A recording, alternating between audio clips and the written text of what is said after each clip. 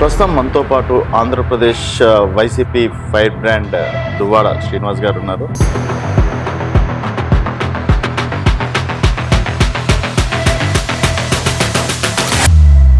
నమస్తే శ్రీనివాస్ గారు అంటే ఆంధ్రప్రదేశ్లో గుర్తుపట్టని వాళ్ళు అయితే ఉండరు. అంత బ్రాండ్ సంపాదించుకున్నటువంటి శ్రీనివాస్ గారి మీద ఈరోజు మీరు లిఫ్ట్ ఇచ్చిన వాళ్ళు కూడా మీ పైన కొంచెం వెటకారంగా మాట్లాడడం అనేది జరుగుతుంది.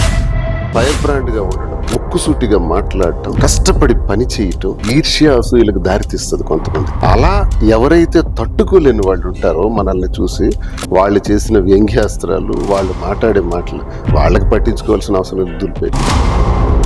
మరి రాజకీయ చెదరగంలో దువ్వాడ శ్రీనివాస్ సక్సెస్ అయ్యారు అనుకోవచ్చా, ఫెయిల్యూర్ అయ్యారా? నేను ఎప్పుడు సక్సెస్.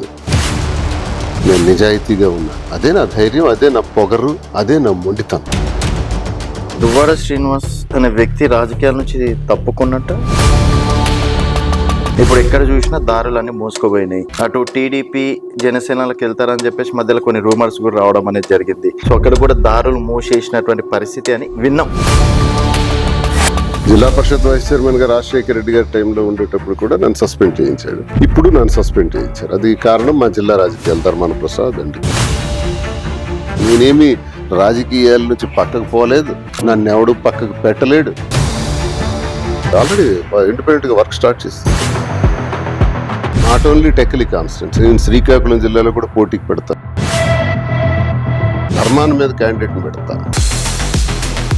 నేను లేని రాజకీయం జిల్లాలో ఎలా జరుగుతుందో చూపించాను.